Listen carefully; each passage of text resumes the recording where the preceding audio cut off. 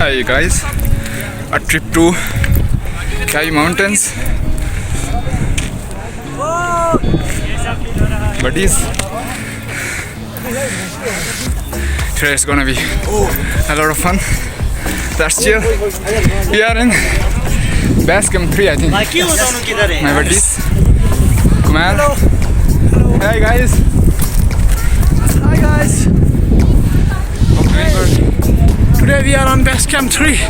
Now we are focusing on base camp 4 and 5. Yes. So heartbeat is fast, really. Just have a look how the Jazzy is. Good. Keep going. We'll meet you again at base camp 3. नाज़रीन, आप देख रहे हैं Kumail TV.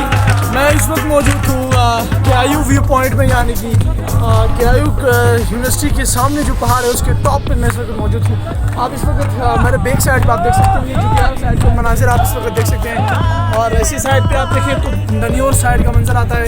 और एक और इंतहाई अहम चीज़ मैं आपको दिखाने लगा हूँ, ये आप देखें most dangerous airport in the world में पोजीशन पे हमारा गिलगित बल्तिस्तान का ये एयरपोर्ट है। इंटरनेशनल एयरपोर्ट नहीं है लेकिन नेशनल एयरपोर्ट है, जहाँ पर पीआई की फ़्लाइट यहाँ पर लैंड करती है। बहुत ही खूबसूरत आपको देखने को मिलता है।